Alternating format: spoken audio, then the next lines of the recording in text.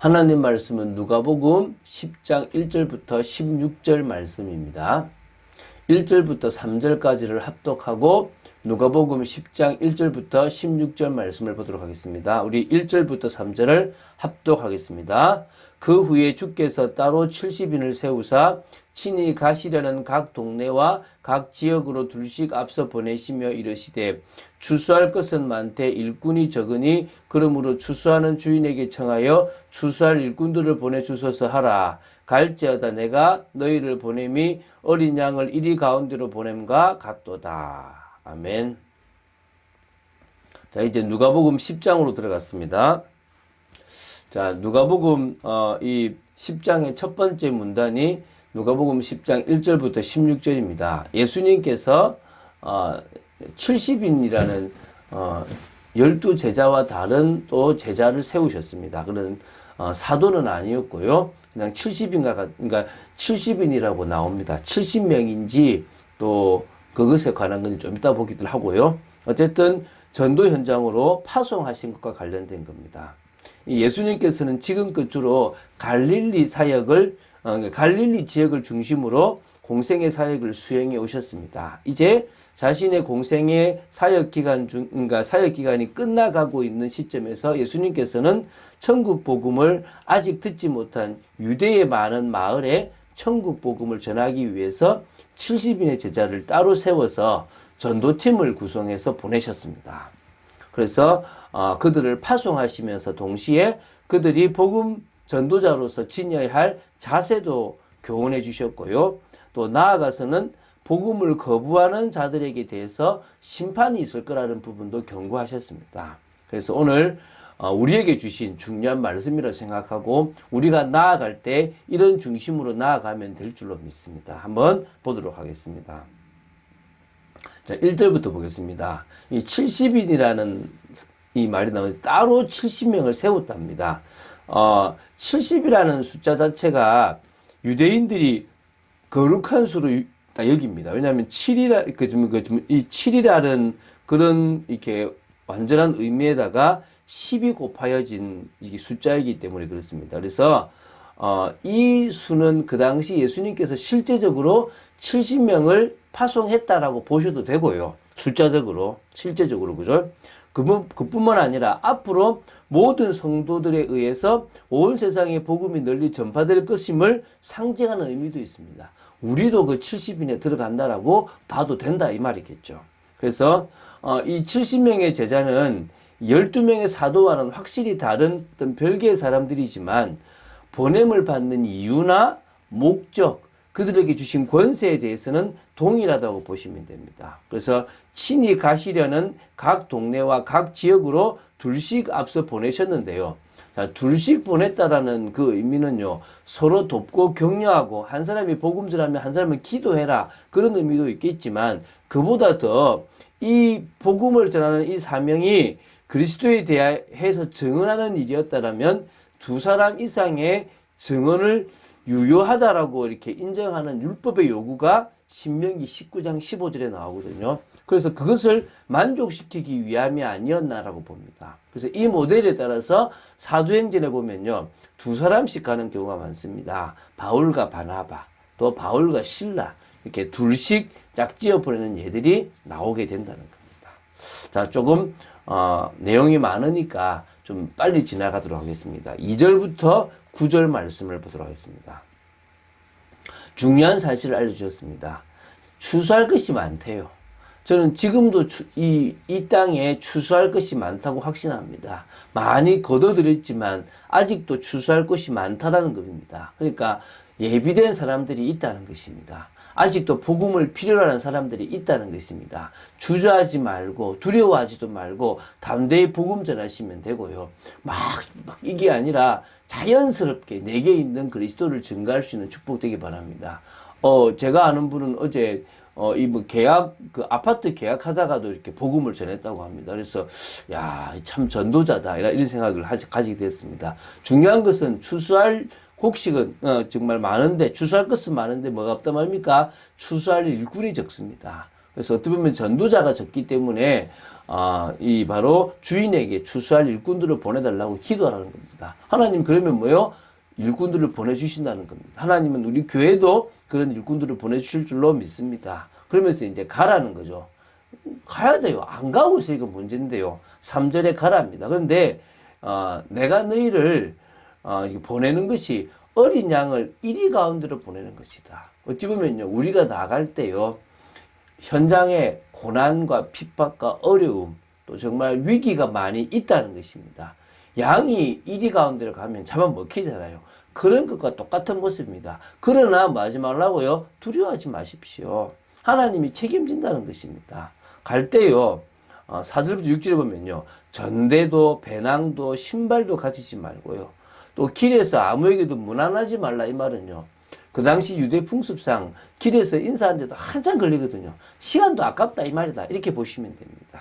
그리고 어느 집에 들어가든지 먼저 그 집에 평안을 빌라는 겁니다. 그래서 우리는 평안의 복음에 예비한 신발을 신고 있다는 것입니다. 그래서 내게 있는 복음의 평안함을 전하는 것이 우리가 하는 전도 사역이라고 생각하시면 됩니다. 그리고 평안을 받을 사람이 거기에 있다면 우리의 평안이 그에게 가고 우리는 상급을 받게 되는 거고요. 그가 평안을 받지 않으면 그 평안이 우리에게 또 오기 때문에 우리의 평안이 2배가 된다고 보시면 됩니다. 그래서 우리는 상대방이 복음을 받아도 감사한 것이고 받지 않아도 감사하다라고 생각하시면 됩니다. 또 뭐냐, 또 이렇게 나옵니다. 그 7절부터 보면요, 그 집에 유하며 주는 것을 먹고 마시라는 겁니다. 이 유대인의 음식 그 규정상 사실 어렵습니다. 이거는 먹으면 안 되고 이거는 부정하고 많잖아요. 그런데 뭐라고요? 복음 안에 있으면 그것도 다 넘을 수 있다는 거죠. 주는 대로 먹으라 이 말입니다. 그리고 뭐라 말입니까?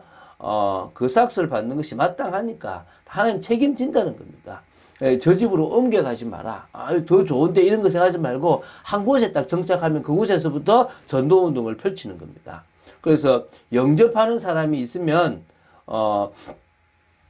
그렇게 들어가면 되는 거고요. 또 병자들이 있으면 병자를 고치면 되고 하나님 나라를 말하면 된다는 것입니다. 그런 축복 누리시면 됩니다.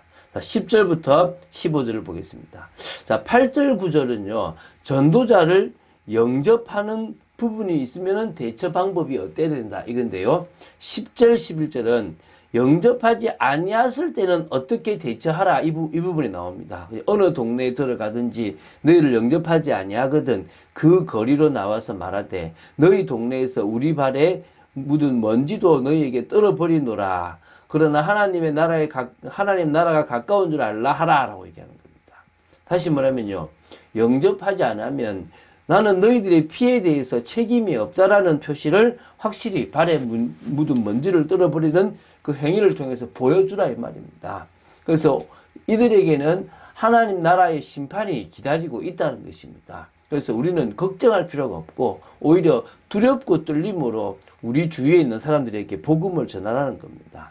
그러면서요, 이 12절부터 15절까지가 좀 중요한 표현인데요. 자, 이게 어떤 의미냐 그러면 이게 고라신이라는 게 뭐 신이 아니고 어떤 지역입니다. 고라신에 대해서 나오고요. 또 그 다음에 뭐가 나오냐면 베세다라는 지역이 나오고요. 이게 이제 그 13절에요. 또 그리고 15절에는 가버나움이 나옵니다. 이 세 개 지역은요, 주님이 엄중한 어떤 책망과 저주를 지금 하고 있는 부분입니다. 그럼 이 도시들이 온유하기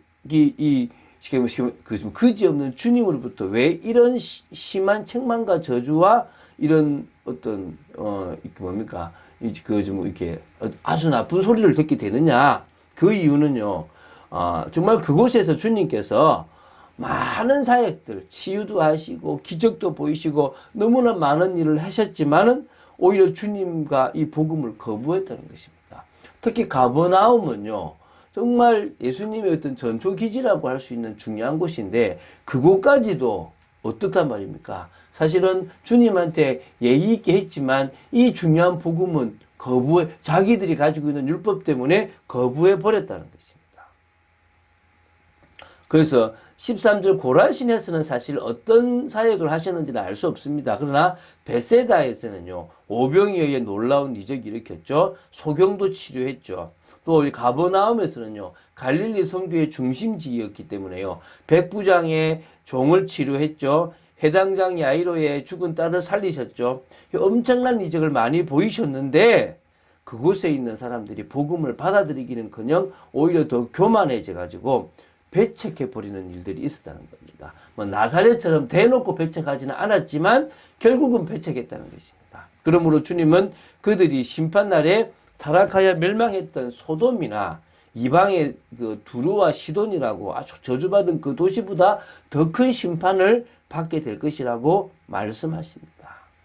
그래서요, 어떤 의미에서는 인간적으로 받아들이보고 뭐 전초기의 대인들 소용이 없고요.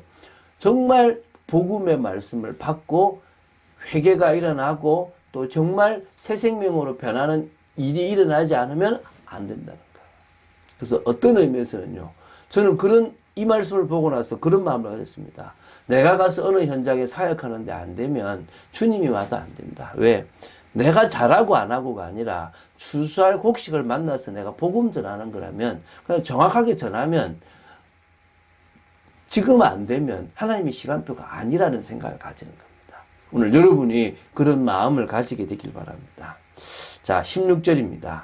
너희 말을 듣는 자는 곧 내 말을 듣는 것이요, 너희를 저버리는 자는 곧 나를 저버리는 것이요, 나를 저버리는 자는 나 보내신 이를 저버리는 것이라.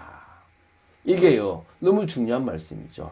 우리는 주님을 대신해서 가는 겁니다. 이게 우리의 정체성이고 이게 우리의 지위라는 겁니다. 우리는 주님을 대신한 대사라고 생각하시면 됩니다. 그게 곧 하나님을 대신했다고 생각하시면 됩니다. 어느 지역에 가든지 여러분은 그런 당당함으로 먹고 살기 위해서 회사 가고 여러분 주위에 막 여러 관계 속에 있을 때 다른 것 때문에 있는 것이 아니고 뭐 때문이라고요? 하나님께서 나를 전도자로 내가 있는 현장에 보내셨다는 것입니다. 이런 믿음으로 나아가야 될 줄로 믿습니다. 사사들은 어떤 의미에서는 하나님을 대신해서 이스라엘을 다스린다라는 확신이 있었어요. 우리도 뭐라고요?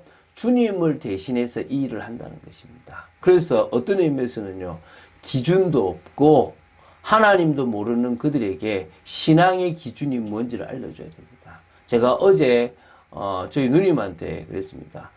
쉽게 조카가 뭐 베트남인가 이렇게 외국인하고 이렇게 성경 공부도 막 하려고 한다는데 잘 안 받는다는 거죠. 그래서 제가 먼저 깨라고 얘기했습니다.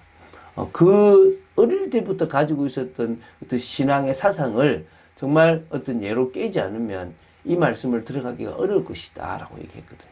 어떤 의미에서는요, 그 사람이 가지고 있는 기준과 우리가 가지고 있는 기준이 다른 겁니다. 우리는 뭡니까? 성경 말씀을 기준으로, 하나님의 말씀을 기준으로 딱 두고 있습니다. 그들은 우상의 그 말을 기준으로 두고 있을 거 아니겠습니까? 그런 기준이 많아질수록요, 하나님 말씀 따라 갈 수가 없다는 것입니다. 우리는 어떻게 해요? 하나님 말씀을 기준으로 살아가야 될 줄로 믿습니다.